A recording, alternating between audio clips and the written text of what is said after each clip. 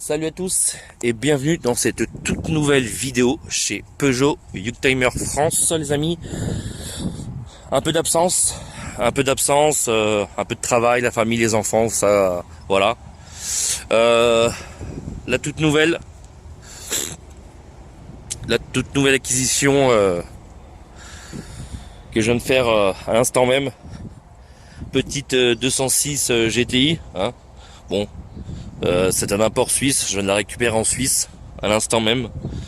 Donc là on fait une petite pause sur une aire d'autoroute. Petite 206 GTI, hein. Ça c'est pour les imports. Petite GTI. C'est une 2005. Elle a 154 000 km. Dans un état plutôt correct pour casquette cuir, typique des RC. Les petits aigus sur le côté, elle est plutôt propre dans l'ensemble. Le châssis il est sain pour une Suisse. Et après l'entretien, elle a été entretenue jusqu'à ses 150 000 chez Peugeot en Suisse. Historique complet Peugeot pour la Suisse. Bon, elle a déjà les 8 teintés à l'arrière. Pourquoi pas, pourquoi pas, pourquoi pas. Les 4 pneus en 4 saisons. Les 4 pneus en 4 saisons, hein. Bon, ils sont pas de toute fraîcheur, mais ils sont pas HS non plus. Seul souci, elle a le train arrière. Voilà, qui est fatigué. Typique 206, de toute façon, ça, faut pas... Voilà. Arrière, train arrière décranté à l'arrière. Train avant, il est ressort court, qui a été monté par le gars, le Suisse, hein, c'est un frontalier en fait. Donc cette voiture, elle a juste le train arrière qui est fatigué. Donc tout ce qui est à jour, embrayage, distribution, c'est tout à jour. Donc dans l'ensemble, hein, elle est super propre, elle est sale. Double des clés, carnet d'entretien, la totale. Bon, il a mis une sono. Bon, les goûts et les couleurs, ça se discute pas. Il a mis ça. Bon, ça se discute pas, hein, c'est ce genre de choses qui se discutent pas trop. Voilà. Donc bon, j'ai payé ça à 1000 euros. 1200, ça va me coûter 1200 avec la route. Donc voilà. Donc tout nouveau projet, ça en fait une deuxième. Je vous en parlerai un peu plus de la première là dans une prochaine vidéo. C'est vrai que ça va faire quoi, 2 mois que j'ai pas publié. C'est vrai que nouveau travail, avec plus de responsabilités, donc du coup moins de temps. Donc le peu de temps qui me reste, je le consacre à la famille. Donc c'est pour ça que j'ai été absent aussi longtemps. Mais on y reviendra un peu plus dans le détail plus tard. Donc j'ai même pas regardé sur les écrans anti-vol. Non, bon, pas d'écran anti-vol. Donc voilà. À tous, bon, les amis. Deuxième partie concernant cette petite GTI. Voilà. Je suis désolé. Il y a une petite coupure, donc du coup, là on est quelques jours plus tard, les amis. Je suis navré. J'ai plus de batterie sur le téléphone. Quand je vous ai filmé la première partie, quand on était sur l'aire d'autoroute pour faire la petite pause avec la dépanneuse. Donc là on est quelques jours plus tard. Voilà. J'ai dû faire un petit tour une fois rentré à la maison parce que j'ai pas eu le temps de lui faire un tour tout de suite. Un tour on va dire un peu plus approfondi. Voilà. Donc du coup.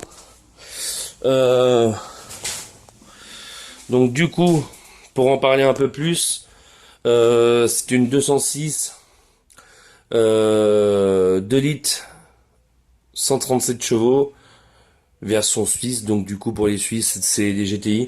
Elle est dans un état vraiment très propre. J'ai payé ça 1000 euros. Pour rappel, hein, avec la route, ça m'a coûté 1200 euros. Voilà. Péage, mange, bouffe et tout. Elle a 174 000 km, cette petite grosse. C'est une première main de mémoire. Le carnet d'entretien est tamponné jusqu'à 2019 et c'est 159 000 de mémoire. Voilà. Elle a été arrêtée pendant 1 an. C'est moi qui l'ai redémarré quand je suis parti la chercher. Voilà. C'est un frontalier qui me l'a vendu, que je connais, avec qui j'avais déjà acheté une voiture il y a un an et demi. Il me l'a proposé avant de mettre sur le bon coin. Voilà, donc je lui ai fait une offre à 1000 euros. Il a accepté. Elle est dans un état, on va dire, très très très très très très très propre. La carrosserie, elle est vraiment nickel chrome. Elle est vraiment dans un magnifique état. Je suis très content d'avoir trouvé cette voiture. Voilà. Euh, elle a quelques options qu'il n'y a pas forcément en France. Voilà. Comme vous pouvez le voir, elle a des ressorts courts à l'avant. Voilà. Avec amortisseur d'origine. Le train arrière, il a été décranté. Mais la cause de la vente, c'était ce train arrière. Voilà. C'est le train arrière principalement qui est à faire. Le train avant, il est bon. Il avait été refait il y a pas très longtemps. Donc tout avait été refait en 2017 quand les amortisseurs, les ressorts ont été posés. Donc après bon, une grosse révision à faire, il m'a dit, hein, parce que lui il avait pas fait de réviser depuis 2019, voilà. Non 2020 je crois, 2019 ou 2020, voilà. Donc comme vous pouvez le voir, elle est vraiment super saine cette petite voiture. Hop. Bon j'ai enlevé le cache moteur pour regarder tout ça. On va dire que dans l'ensemble, voilà. Il y a une sono qui a été installée.